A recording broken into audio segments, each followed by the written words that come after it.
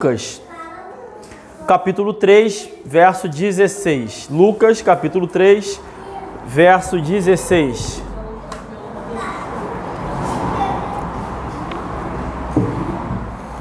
Lucas, capítulo 3, verso 16, diz assim a palavra de Deus. Respondendo João a todos, dizendo: Eu, na verdade, batizo-vos com água, mas eis que vem aquele que é mais poderoso do que eu, a quem não sou digno de desatar-lhe a correia das sandálias. Esse vos batizará com o Espírito Santo e com fogo. Quem é esse que João está falando? Jesus. Jesus. O tema da mensagem de hoje é batismo com fogo. Vocês devem ter reparado que João não é o apóstolo, né? João Batista está dizendo aqui que batizará, que Jesus viria batizar com o Espírito Santo e com fogo, tá? E a gente vai entender o que é o batismo com fogo, né? O que viria a ser isso? Eu vou fazer um disclaimer aqui. Muito do nosso trabalho aqui é resgatar as interpretações comuns ao longo dos séculos, tá? Sobre os mais variados temas. Sara.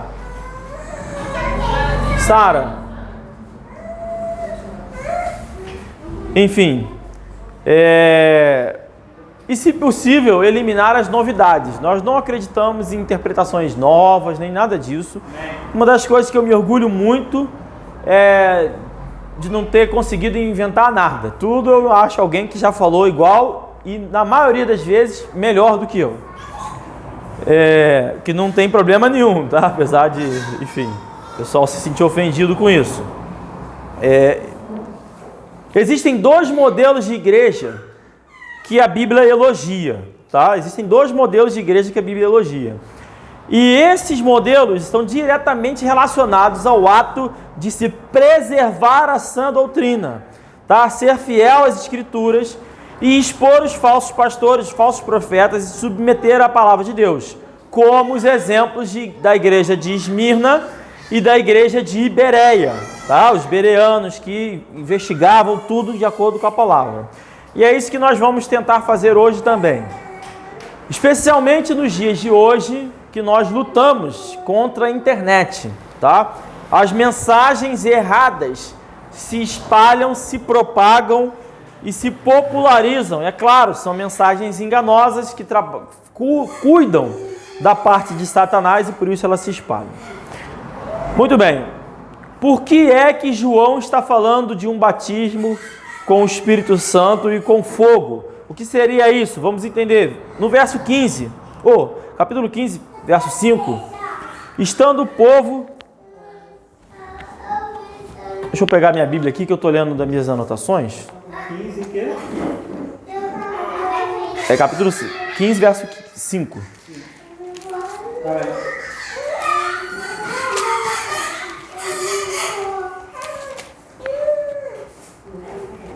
do Lucas mesmo.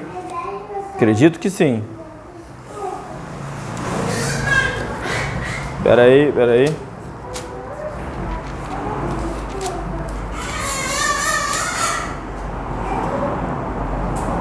Perdão, Lucas 3,15. Lucas 3,15. Que é o anterior ao que a gente leu. Diz assim: E estando o povo em expectação, e pensando todos de João em seus corações, se porventura seria o Cristo. Então, o que é que o povo estava pensando a respeito de João? Que ele, João, talvez fosse o Cristo. Era isso que estava no coração das pessoas.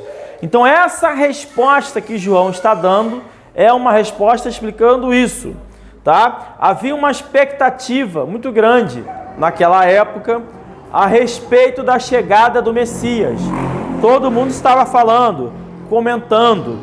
E quando Jesus vai lá se encontrar, os irmãos vão se lembrar lá em João 4, quando Jesus se encontra com a mulher samaritana, a mulher disse a Jesus no verso 25, a mulher disse-lhe: Eu sei que o Messias, que se chama Cristo, vem. Quando ele vier, nos anunciará tudo. Ou seja, havia uma expectativa da chegada do Messias, tá? A sociedade estava esperando a chegada do Messias, do Cristo. E aí eles estavam se perguntando, será que João é o Messias? Será que João é o Messias? Então, João está respondendo a eles, né? O verso 16 diz, respondeu João a todos dizendo, eu, na verdade, batizo-vos com água. E faz uma diferenciação entre ele e Cristo. Ele vai dizer que ele não é o Cristo. Então, o que João está respondendo? Para a gente entender esse batismo de fogo. João está deixando claro que ele não é o Messias.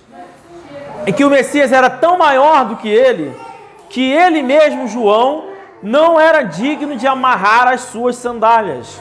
E aí ele faz a analogia entre o batismo nas águas, que era o que João fazia, batismo das águas, e o batismo de Jesus. É só isso.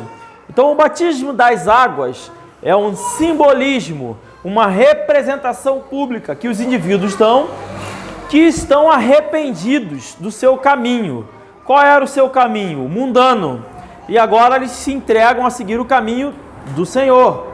E aí tem esse simbolismo. Eles estão mortos para o mundo, morreu, foi enterrado e ressuscitou para a salvação eterna.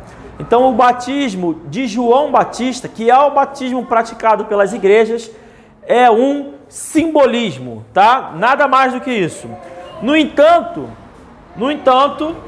João está fazendo uma comparação com o batismo de Cristo, que aí sim é a salvação, não tem simbolismo nenhum, mas é a salvação da condenação do inferno, que vem pelo batismo do Espírito Santo.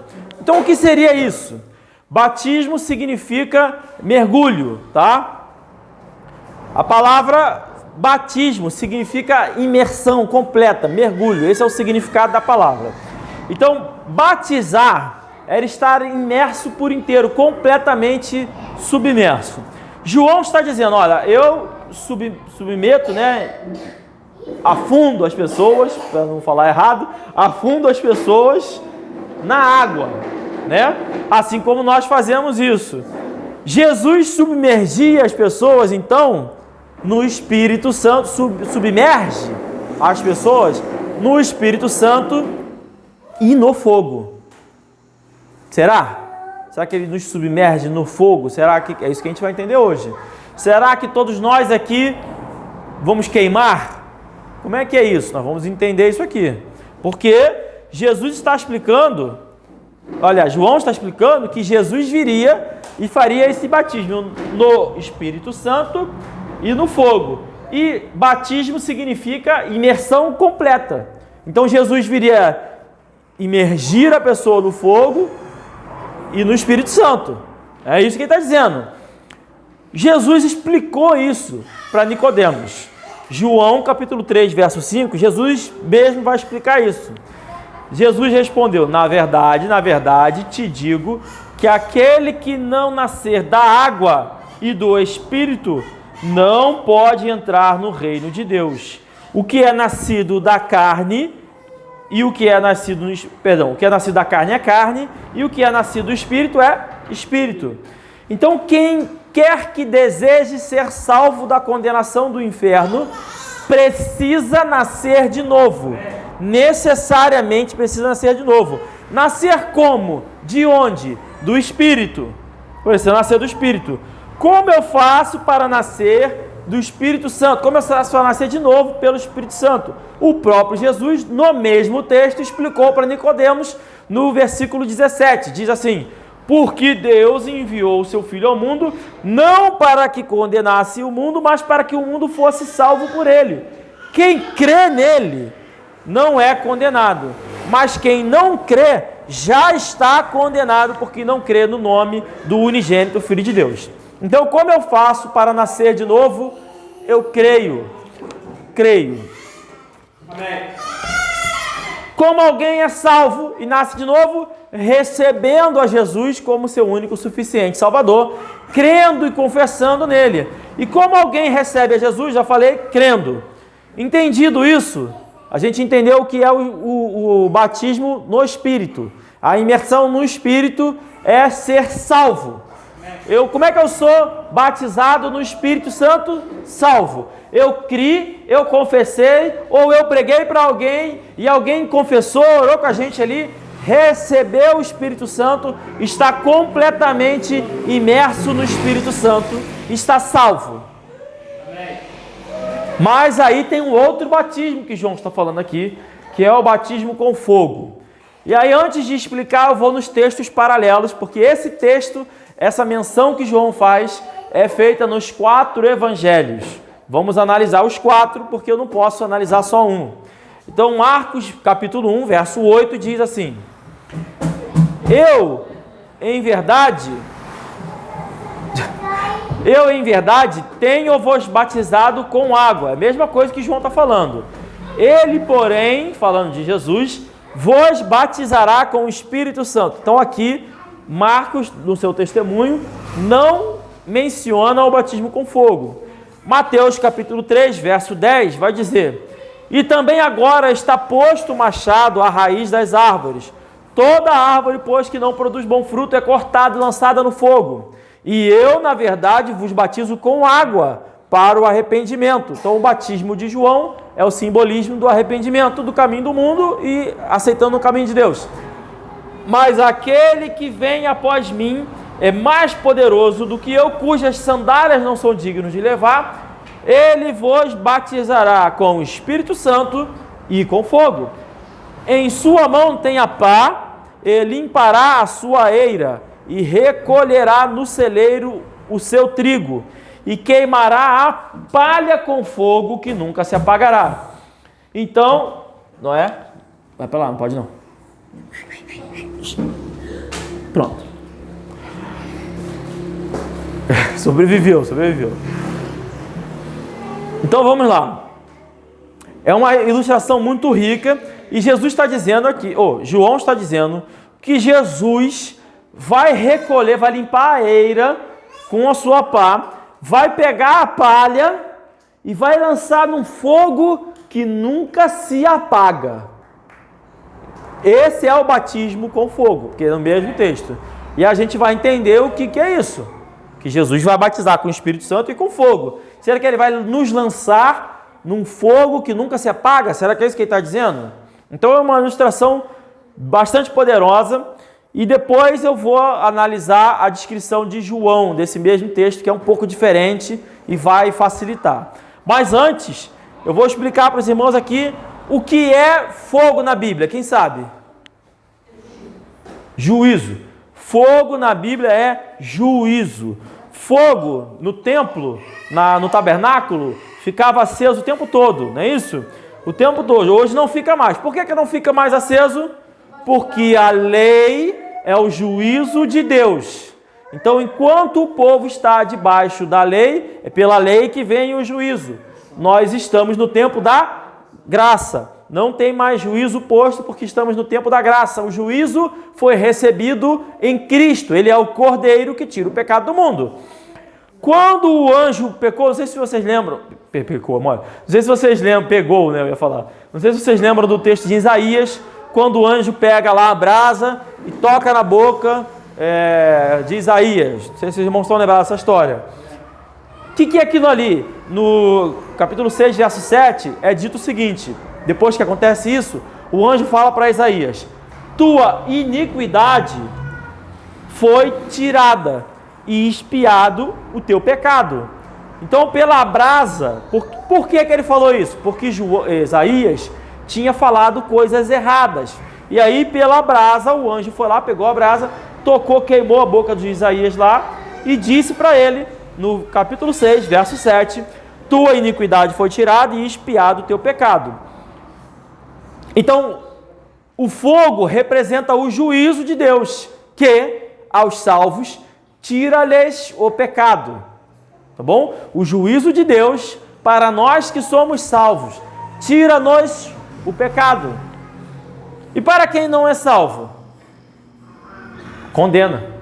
Não tira, mas imputa sobre eles o salário do pecado, que é a morte. Tá? Muito bem. Os animais que eram sacrificados e queimados eram a punição de Deus sobre os pecados do povo. de tanto em tanto tempo, uma vez por ano, ou dependendo do caso, em outras ocasiões, era sacrificado o animal, e esse animal era oferecido em holocausto para punir os pecados do povo. Então era o juízo de Deus manifesto e sobreposto naquele animal, naquele cordeiro, que representava o juízo de Deus manifesto e sobreposto que viria a ser em Cristo Jesus. Então fogo é juízo. Por isso nós não cantamos, vem com teu fogo, derrama teu fogo sobre mim. Não temos fogo nenhum sobre nós, não queremos e não desejamos isso. Porque existe um fogo que é destinado a todos nós. Mas esse fogo foi recebido por Cristo, foi pago por Cristo. A Bíblia diz que uma vez morto, Jesus foi às partes mais profundas, local de tormento, e lá recebeu a punição dos nossos pecados. Ou seja, Jesus Cristo esteve, na minha visão, no inferno, pagando pelos nossos pecados por 3 dias. Então ele recebeu sobre si, literalmente, não só na cruz, mas também no inferno. Agora nós vamos ver como João, entendendo o que é o fogo, que fogo é o juízo, e o fogo tira o pecado dos salvos, nós vamos ver como João narrou o mesmo evento, João capítulo 1. Eu vou ler do 19 ao 29, diz assim: E este é o testemunho de João, quando os judeus mandaram de Jerusalém sacerdotes e levitas para que lhe perguntassem quem és tu. Então aqui está mais narrado a história. Quem são esses que chegaram perguntando? Os sacerdotes e levitas que foram lá questionar a João. E João, então no verso 20, confessou e não negou. Confessou, eu não sou o Cristo. E perguntaram-lhe, então que? És tu Elias? E disse, não sou. És tu profeta? E respondeu, não. E disseram-lhe, pois, quem és para que demos resposta àqueles que nos enviaram? Que dizes de ti mesmo? Disse, eu sou a voz do que clama no deserto. É uma referência à profecia de que viria uma voz antes de Jesus. Eu sou a voz do que clama no deserto. Endireitarei o caminho do Senhor, como disse o profeta Isaías. Eis que os que tinham sido enviados eram dos fariseus, e perguntaram-lhe e disseram-lhe, por que batizas, pois, se tu não és o Cristo, nem Elias, nem profeta? E João respondeu-lhes dizendo, eu batizo com água, mas no meio de vós está um a quem vós não conheceis. Este é aquele que vem após mim e que é antes de mim. Tá?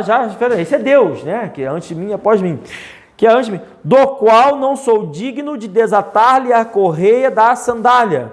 Estas coisas aconteceram em Betabara, do outro lado do Jordão, onde João estava batizando.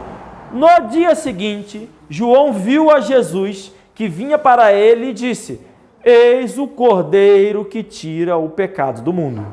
Entenderam a diferença?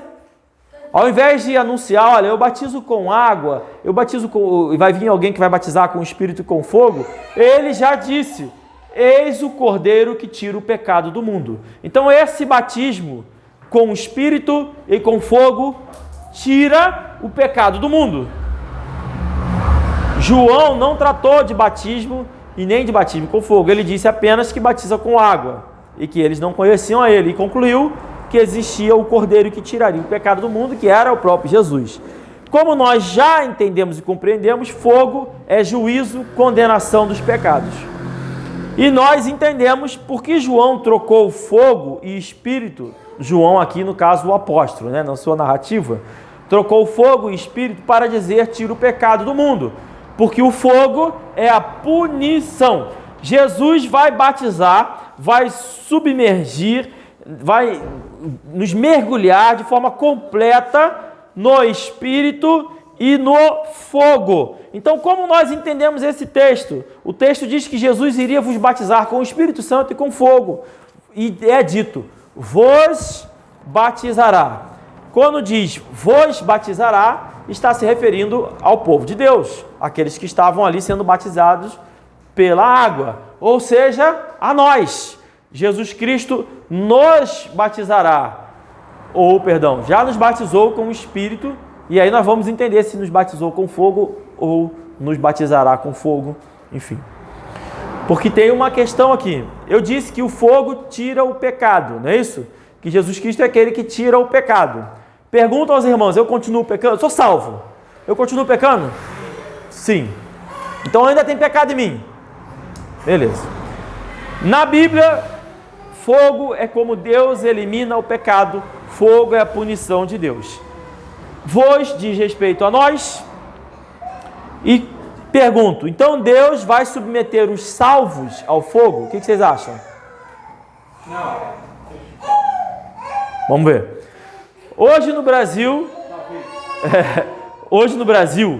existem duas interpretações principais sobre esse texto e eu vou narrar as duas, tá? A primeira é a dos pastores das mega igrejas. Irmãos, eu tenho que notá-los, a Bíblia diz, eu vou citá-los. É a dos pastores das mega igrejas, as igrejas que eu chamo de igreja por franquia, tá? Que são essas igrejas que têm marca, que se espalham em todo lugar, que você, né? Exemplos, igreja, Lagoinha, Atitude, e por aí vai. Qual é a interpretação dos pastores pop, como Luciano Subirá e tudo mais? É essa interpretação aqui. O que eles dizem? Eles entendem corretamente que esse vos batizará está falando dos filhos de Deus, tá? Qual a dificuldade que eles demonstram aqui? Em não entender como Jesus vai fazer isso para os filhos de Deus serem submergidos numa condenação de Deus. Então eles criaram um papel para esse fogo divino, que é o papel da purificação, que não estaria errado se não fosse pela aplicação que é dada quando é dito purificação. Ou seja, para eles esse fogo é uma espécie de poder de Deus dado aos crentes e que é isso, é o descer do poder de Deus para as pessoas, o descer do Espírito Santo para as pessoas. Isso não tem nenhum fundamento bíblico. Tá? Para não dizer que não usam nenhum versículo, eles usam lá o texto de Atos 2, que é dito que desceram línguas repartidas como língua de fogo sobre aqueles que receberam o Espírito Santo. Então, esse é o fogo que se falou. Muito bem. Agora, se fosse exatamente isso, né? Se fosse uma purificação no sentido de apagar os pecados, eu entenderia perfeitamente, tá? Mas vamos lá. Não tem o mesmo peso. Fogo é sempre punição de Deus na Bíblia. Por isso, Deus se manifesta muitas vezes aos homens com algo relacionado a fogo. Estou falando isso para entender as línguas repartidas de fogo também, né? Então, por exemplo, Deus apareceu a Moisés numa sarça ardente. Por quê? Porque a presença de Deus é fogo. É sempre fogo a presença de Deus? Não, porque fogo representa punição divina. Fogo é ao mesmo tempo a salvação dos crentes e a punição e a condenação do pecado.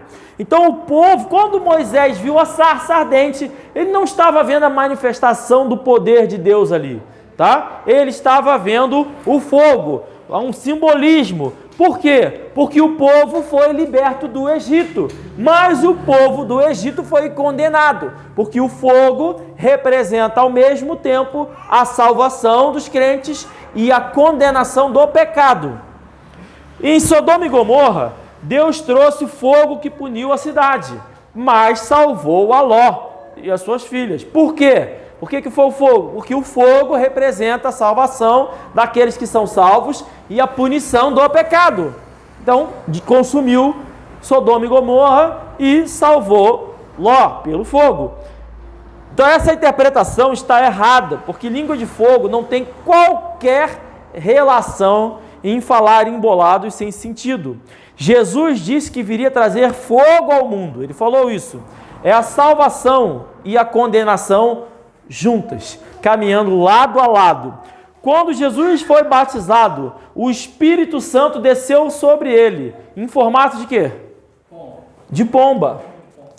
Em formato de pomba. Pergunto isso hoje. Será que quando a gente aceita Jesus, desce uma pomba sobre nós hoje? Não desce. Por que isso não desce? Porque o pombo simboliza a paz, a inocência, a salvação na Bíblia. Jesus disse para nós sermos inofensivos como a pomba. Ou seja, a pomba simboliza a inocência. Noé, antes de sair da arca, soltou a pomba, porque a pomba representa, simboliza a paz, a tranquilidade e, acima de tudo, a salvação. Então, repousou a pomba sobre Jesus para demonstrar que a partir daquele momento estava chegado a salvação ao mundo. Por isso, quando eu aceitei a Jesus, não veio pomba, não veio a voz do céu dizendo, este é meu filho, e nada disso, e nem a nenhum de vocês aqui isso aconteceu, tá? Porque a salvação já chegou ao mundo através de Jesus Cristo. Amém. Eu recebo a Jesus como meu Senhor e Salvador, recebo o Espírito Santo, mas não tem mais pomba descendo. A simbologia se cumpriu em Jesus Cristo e acabou, está cumprido. Amém. A mesmíssima coisa acontece com as línguas repartidas como língua de fogo. Desceram sobre eles, porque aqueles homens, os primeiros que receberam o Espírito Santo de forma pública, receberam e foi visto sobre eles descer línguas como línguas repartidas de fogo. Por que que isso aconteceu? Desceram sobre eles e cada um deles passou a virar um poliglota, pregando em línguas estrangeiras. Por quê? Para simbolizar, igual a pomba, que a partir daquele momento, sobre todos os salvos, estava a autoridade para anunciar o Evangelho. E o Evangelho é o poder de Deus para nos salvar. E se é o poder de Deus para nos salvar, ele é o fogo. Ele salva e condena. Quando eu prego para alguém, alguém aceitou, está salvo. O outro não aceitou, está condenado. É o poder simbólico que o fogo representa, que é sempre salvação e condenação juntos. Então essa interpretação está errada. O Evangelho é ao mesmo tempo a salvação do que crê e a condenação do pecado. O Evangelho é o fogo. Por isso Jesus disse que ia trazer o fogo. A segunda interpretação predominante está mais correta ao entender que fogo é ao mesmo tempo as duas coisas, salvação e juízo, tá? É a interpretação mais utilizada pelos pastores que são considerados tradicionais. E aí eu falo da galera da turma do Augusto Nicodemos, Hernando Dias Lopes, essa galera. Então eles acabam errando ao colocar esse fogo como sendo o inferno, tá bom? Não é o inferno. É uma interpretação impossível que seja o inferno, porque Jesus não lançará os salvos no inferno. E o texto diz, vos batizará, direcionado aos salvos. Então, eles dizem que até o batismo com o Espírito Santo é relacionado aos salvos e depois, e com fogo, aos não salvos, mas não é isso. Então, os dois maiores grupos de intérpretes bíblicos no Brasil estão errados. Qual seria a interpretação correta? Tá? E aí eu procurei nomes para que os irmãos entendam que isso não é coisa minha. Isso é muito antigo. Igual o amigo de Jó, Bildad, falou, né? Olha, tem um monte de coisa. Então tem um monte de... Vou citar dois nomes só, Russell Shedd e Russell Norman Champlin, que são pessoas mais antigas. Russell Shedd é brasileiro? Não sei, mas é bem influente no Brasil. Por que eu falei desses pregadores? Porque a maioria dos pregadores atuais estão errados. Mas a maioria dos pregadores antigamente estavam certos. É curioso isso. Como é que aconteceu isso? Como é que depravou a palavra de Deus tão grandemente, de forma tão rápida? Talvez seja a internet, enfim. E o que esses homens pregavam antigamente? Que esse batismo com fogo tratava-se da obra do Espírito Santo, de salvar e limpar os pecados e as coisas carnais. Como uma sarça que queima, que arde, mas não consome o indivíduo. Então, vamos lá, eu vou chegar lá, vai dar para entender, tá? Nós somos batizados pelo Espírito Santo e também somos batizados pelo fogo, tá? Eu sou batizado pelo Espírito Santo quando aceito Jesus e também batizado pelo fogo.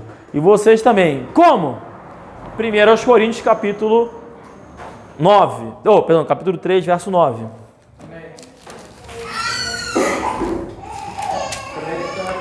3, verso 9 vai dizer: porque nós somos cooperadores de Deus.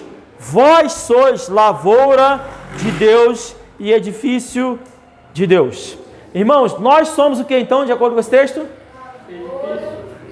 Lavoura e edifício. Eu e você somos lavoura e edifício de Deus. Agora presta atenção. João disse, aliás, aqui é dito que nós somos lavoura de Deus.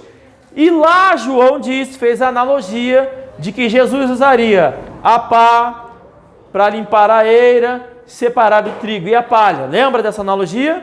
Vamos voltar para lá. Mateus capítulo 3, verso 12 é dito: em sua mão, Jesus, tem a pá, e limpará a sua eira, e recolherá no celeiro seu trigo, e queimará a palha com fogo que nunca se apagará. Ou seja, é Deus cuidando da sua própria lavoura. Que a referência que João Batista está fazendo aqui é de que Jesus cuidaria da sua própria lavoura. Agora eu pergunto, quem é a lavoura de Cristo? Nós. Não é o ímpio, não é o não salvo. A lavoura de Cristo e o templo de Deus somos nós. Então Jesus vai pegar o Francisco, vai sacudir, que é o que ele está falando aqui, vai separar, vai pegar a palha que tem no Francisco e vai queimar para sempre. Vai retirar de mim para sempre. Isso aconteceu, irmãos? Sim. Não, ainda não. Eu continuo, não, em Cristo, mas eu continuo pecando. Entendeu? Eu continuo pecando. Isso vai ser explicado ainda mais. Paulo aqui também disse que além da lavoura, então eu sou a lavoura, e o exemplo está dizendo que Deus vai pegar, Jesus Cristo vai pegar essa lavoura, vai limpar a eira, vai limpar tudo ali, separar o trigo e a palha, e vai queimar a palha. Beleza. E aí Paulo, além da lavoura, está dizendo que eu sou também o templo. E por que eu sou o templo? Porque eu recebi o Espírito Santo. Então lá no verso 10, vai dizer, nesse mesmo texto, 1 Coríntios, capítulo 3, eu li o 9, agora eu vou ler o 10. Segundo a graça de Deus que me foi dada, pus eu como sábio arquiteto, então agora já não está falando mais da lavoura, está falando do templo, o fundamento, e outro edifica sobre ele, mas veja cada um como edifica sobre ele. Então presta atenção. Paulo, vou mudar. Eu preguei para Zé Renato, tá? E Zé Renato aceitou Jesus, não foi isso? Aceitou Jesus lá.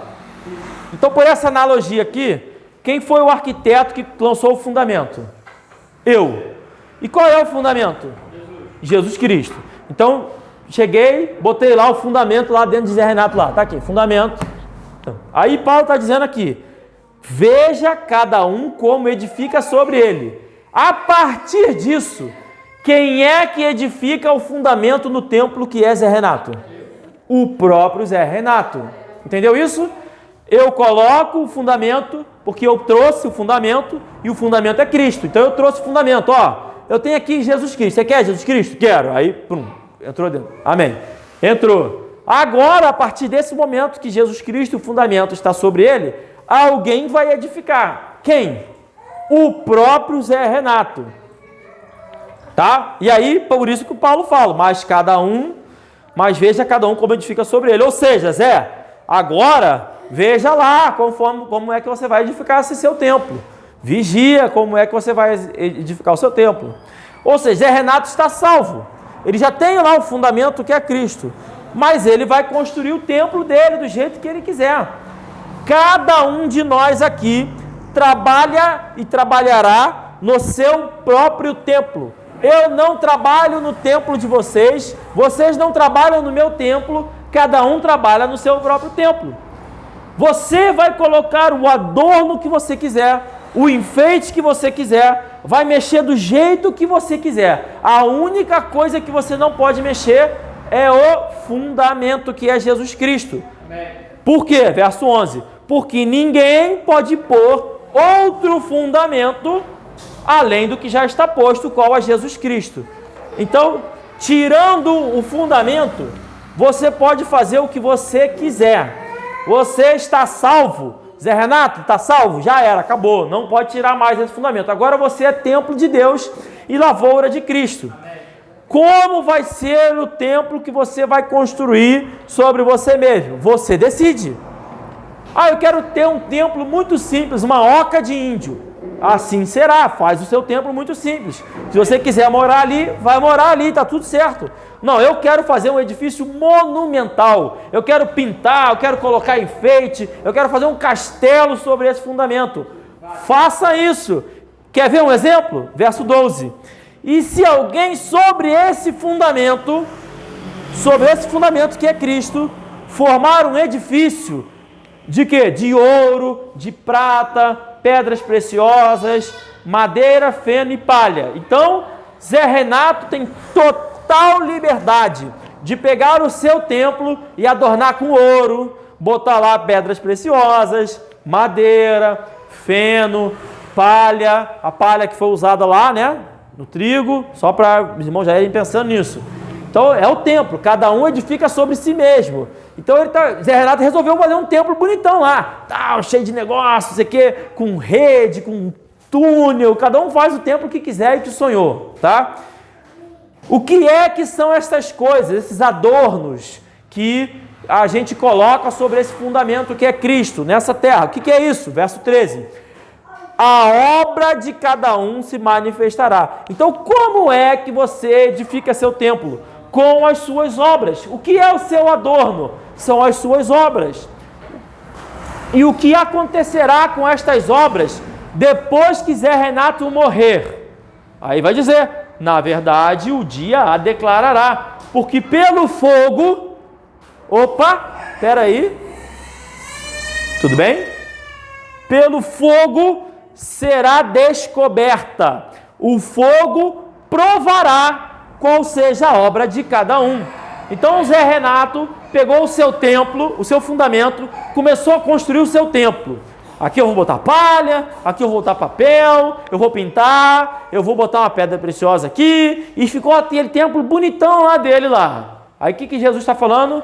Maravilha, você tem total liberdade de fazer isso, mas eu vou passar esse templo, vai passar num lava-jato de Deus aqui, que é o fogo, totalmente submerso no fogo.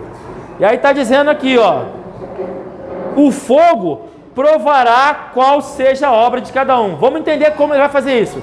Então aqui está o fogo, aqui está Zé Renato passando pelo fogo, com o seu templo, tá? Vai passar pelo fogo. Como que esse fogo vai provar a obra de cada um? A gente já entendeu aqui, ele disse que esse adorno, as pedras preciosas, o feno, a palha, são as obras de cada um. Então, beleza, ele passou pelo fogo e é esse batismo, essa completa imersão. Como que vai se provar? Como que Deus vai provar as obras pelo fogo? Ele nos batizará no fogo. Somente a nós, irmãos. Aos salvos que têm o templo do Espírito Santo. Aqueles que não têm o fundamento de Cristo não terão as suas obras passadas por esse fogo. Esse batismo com fogo. E para que serve esse batismo? No verso 14. Então o Zé Renato está passando aqui, tá? Eu vou ler, vocês imaginem Zé Renato passando pelo fogo aqui, ó. Se a obra que alguém edificou nessa parte permanecer, esse receberá o quê? Está escrito aí? Galardão. Não é salvação, não é punição, é galardão. Então ele está passando com o templo dele aqui. O que cair, o que queimar, não interessa. O que passar para o outro lado é galardão. Pronto. Sobre o fundamento de Cristo que está posto em mim, e no nosso exemplo aqui, posto em Zé Renato, não é isso? Eu construo o que eu quiser. Para dar o galardão, não é o fogo do inferno, não é a salvação pelas obras, são as obras que vão dar o nosso galardão. Verso 15. Se a obra de alguém se queimar, então é isso mesmo, ó. Se a obra de alguém se queimar, queimou, sofrerá detrimento. Já era, perdeu essa obra, mas o tal será salvo. Então, mesmo que a obra dele se queima, aí Zé Renato construiu uma casa lindona, toda de palha, igual o porquinho lá, o primeiro porquinho, construiu a casa de palha, passou pelo fogo, o que vai sobrar da obra dele? Nada. Aí ele está dizendo aqui, se a obra dele se queimar, beleza, vai sofrer detrimento, mas o tal será salvo. Por quê? Porque o fundamento, a pedra que está posta ali, que é Cristo, passa pelo fogo tranquilo, tá? Existem coisas que vão passar por esse fogo e vão permanecer pelo galardão. É por isso, então tudo bem, É o batismo pelo fogo. São coisas que você constrói nessa vida que tem valores eternos ou não. O feno, a palha, vão se queimar no fogo. A madeira são coisas que você constrói nessa vida e que só tem valor nessa vida. Por exemplo, o seu diploma, o seu trabalho, são coisas que você constrói, que são legais, são bacanas, mas é palha. Vai acabar aqui nessa terra. Nosso diploma no céu não valerá para nada. Amém. Absolutamente nada. Deus, a Bíblia diz que Deus consumirá esta terra com o quê? Fogo. Tudo que você constrói para esta terra se consumirá no fogo. Nesta vida se perderá. Agora, o que você constrói para a próxima terra, para o novo céu, para a nova terra, para a sua próxima vida, para a vida eterna, você vai levar contigo. Vai levar contigo, vai passar, porque a pedra preciosa passa pelo fogo. Passa pelo fogo, chega do outro lado. O feno e a palha e a madeira fica. Talvez uma madeira mais grossa passe um pedaço. Talvez um ouro, sei lá, se derreta um pouco. Mas vai ter coisa que vai passar e que você vai levar. Aquilo que você constrói para a vida eterna, você levará contigo. Então, o que foi que Deus colocou nas suas mãos para você cuidar? A sua família? Foca na sua família pensando na vida eterna. Aí no seu trabalho? Foca no seu trabalho pensando na vida eterna. Em tudo, para o seu galardão. Ah, eu não quero fazer isso não. Amém? A sua obra, todo o seu esforço, todo o seu trabalho vai sofrer detrimento, vai ser queimado, vai ser destruído nessa terra, mas você vai ser salvo. Amém. Beleza. E a gente vai se divertir no céu do mesmo jeito. E verso 16. Não sabeis que vós sois o templo de Deus e que o Espírito de Deus habita em vós? Perfeito. E agora eu vou ler alguns textos na Bíblia que exemplificam isso, tipificam isso. O primeiro está lá em Daniel, capítulo 3, verso 16, que diz assim: responderam Sadraque, Mesaque e Abidnego e disseram ao rei Nabucodonosor: não necessitamos de te responder sobre este assunto. Eis que o nosso Deus, a quem nós servimos, é que nos pode livrar. Ele nos livrará do quê? Da fornalha de fogo ardente e da tua mão, ó rei. E se não, fica sabendo, ó rei, que não serviremos a teus deuses, nem adoraremos a estátua de ouro que levantaste. Então, Sadraque, Mesaque e Abidnego estão dizendo: eu não me importo com essa vida, eu não me importo com essa terra, se eu tiver que morrer na fornalha, eu vou morrer, mas o meu Deus pode me livrar. Ele está nas mãos de Deus, na mão dele. Então, o que eles estão dizendo para Nabucodonosor? A minha preocupação é com a vida após essa vida. Se eu vou morrer nessa fornalha agora, ou se eu vou morrer daqui a 20 anos, que eu tropecei e caí na escada, problema. Eu quero me preocupar com a vida eterna. Amém. E aí no verso 23, e esses três homens, Sadraque, Mesaque e Abidnego, caíram atados dentro da fornalha de fogo ardente. Então preste atenção. Amarraram eles, não é isso? Atados, amarraram eles. Amém. Prenderam eles lá, juntinho, não sei, né? Jogaram lá na fornalha.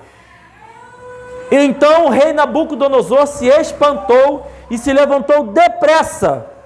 Falou dizendo aos seus conselheiros: não lançamos nós dentro do fogo 3 homens atados? A gente não jogou lá 3 homens amarradinhos lá, bem justinho, preso? Responderam e disseram ao rei: é verdade, ó rei. Respondendo dizendo: eu, porém, vejo 4 homens soltos que andam passeando dentro do fogo, sem sofrer dano algum, nenhum dano. E o aspecto do quarto é semelhante ao Filho de Deus. Irmãos, por que é que esses homens estavam soltos ali?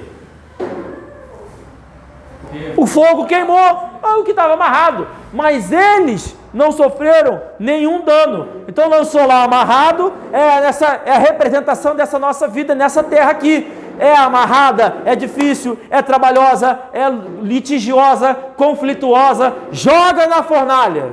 Chega lá, as coisas dessa terra se queimam. E as coisas da próxima terra? Está solto, está livre, está dançando com Jesus. Então, chegando-se Nabucodonosor à porta da fornalha de fogo ardente, falou dizendo: Sadraque, Mesaque e Abidnego, servos do Deus Altíssimo, saí e vinde.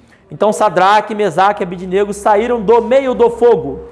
E reuniram-se os príncipes, os capitães, os governadores, os conselheiros do rei. E completando estes homens, viram que o fogo não tinha tido poder algum sobre seus corpos. Irmãos, o fogo, que é a condenação, que é o juízo de Deus, não tem poder algum sobre nós que somos salvos.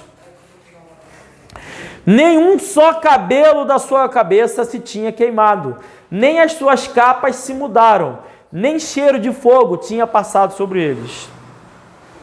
Nenhuma, porque o fogo, ele é o que, irmãos? O que o fogo é? Juízo, condenação.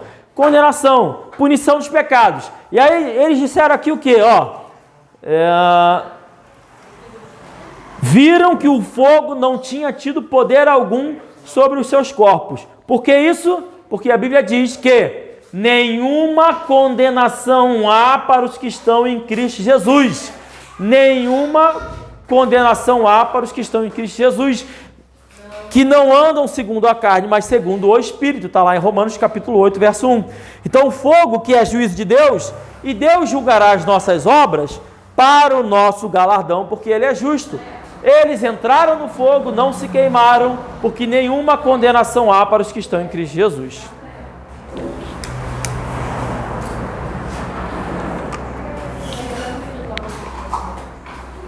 O que é que João está falando aqui então?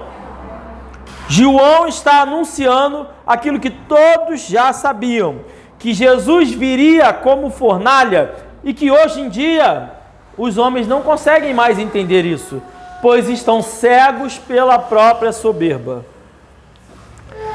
Agora eu vou ler Malaquias capítulo 4. Malaquias é o último livro do Velho Testamento. Samuel, pega um pouco d'água para mim aqui, por favor, também. Malaquias é o último livro, tanto faz, do Velho Testamento, né, antes de Mateus.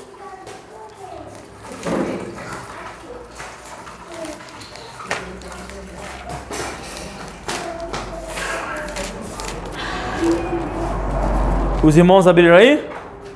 Malaquias capítulo 4, além de ser o último livro do Velho Testamento, é também o último capítulo do Velho Testamento. Então agora tenha em mente o seguinte que eu falei no início. A sociedade estava na expectativa da chegada do Messias, e a última palavra de Deus antes da vinda do Messias é essa palavra que nós vamos ler aqui em Malaquias capítulo 4. Exatamente a última palavra para preparar Jesus Cristo. E vai dizer aqui no versículo 1: porque eis que aquele dia vem ardendo como fornalha. Então Jesus Cristo vem ao mundo ardendo como fornalha. Todos os soberbos e todos os que cometem impiedade serão como palha. E o dia que está para vir os abrasará. Vai queimar os soberbos, vai queimar os ímpios, vai queimar os que não aceitaram a Jesus Cristo e a obra de Cristo por sua soberba. Diz o Senhor dos Exércitos, de sorte que lhes não deixará raiz nem ramo. Ou seja, estes soberbos vão ser consumidos por inteiro. Mas para vós, então isso é para os que não são salvos, mas para vós, os que temeis o meu nome, nascerá o sol da justiça, e cura trará nas suas asas, e saireis e saltareis como bezerros na estrebaria, e pisareis os ímpios, porque se farão cinza debaixo de vossos pés, naquele dia que estou preparando, diz o Senhor dos Exércitos. Lembrai-vos da lei de Moisés, meu servo, que lhe mandei em Horebe, para todo Israel a saber o que? Estatuto e juízos, porque Jesus Cristo, a fornalha, o fogo, é lei e juízo. Eis que vos enviarei o profeta Elias, antes que venha o grande e terrível dia do Senhor, João Batista. E ele converterá o coração dos pais aos filhos, o coração dos filhos aos seus pais, para que eu não venha e fira a terra com maldição. Então nenhuma condenação há aos que estão em Cristo Jesus. Por isso, Sadraque, Mesaque e Abednego saíram do fogo sem qualquer dano, puros e perfeitos, apesar de terem as ataduras queimadas, porque aquilo ali representa a fornalha que é o próprio Jesus que vem. Qualquer outro que não fosse Sadraque, Mesaque e Abednego lançado naquela fornalha queimaria, morreria, porque são os ímpios, representam os ímpios. Mas os salvos, não há nenhuma condenação para quem está em Cristo Jesus. Amém.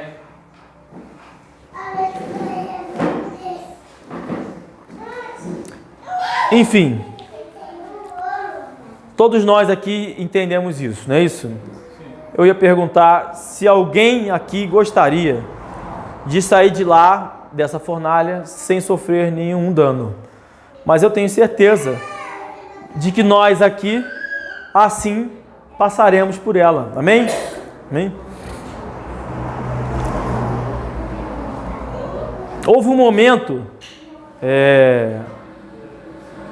existe uma resposta que a gente tem que dar de Deus, né? Houve um momento na minha vida, por exemplo, que eu fiquei sem teto. Seus irmãos lembram disso, né? Eu tirei o teto da minha casa, veio a tempestade, destruiu quase a casa toda lá, inundou, né, a casa, ficou 1 palmo de água dentro da casa, destruiu os móveis, foi uma catástrofe completa. Nesse momento, que eu estava passando por aquilo ali, nosso irmão Carlos me incentivou, esteve comigo ali. Ele me dava carona nos meus filhos e falou, não, vamos lá, a gente vai achar outro pedreiro e tal. O pedreiro que ele indicou não foi o pedreiro que eu usei, mas ele foi lá e me animou em perceber que dava para resolver, não era o fim do mundo. Mas eu estava assim achando que já era. Qual foi a reação que eu tive na época que tem até hoje? É de gratidão, porque eu reconheço o momento importante que foi no momento de dificuldade. E assim tem vários momentos na nossa vida que a gente passa por dificuldade, tem alguém que nos ajuda, nos acompanha. Agora imagina Jesus. Pensa nisso. Você iria queimar no inferno. Não era ficar sem teto, na chuva. Era queimar no inferno para sempre. E sabe o que é pior? Você sabe que você merece isso. Eu não preciso falar isso assim, de forma demagoga. Nós sabemos que merecemos o inferno. A gente sabe disso. Amém. E Jesus Cristo foi lá, Ele não incentivou você a sair de lá. Ele queimou por você. Jesus Cristo foi para o inferno queimar por você. Qual é a sua resposta? Eu sugiro aos irmãos aqui presentes que se preocupem com a vida eterna. Vocês já estão salvos, amém? Vamos para lá. Mas construam sobre esse fundamento coisas que vão permanecer para sempre. Amém? Amém. Vamos encerrar.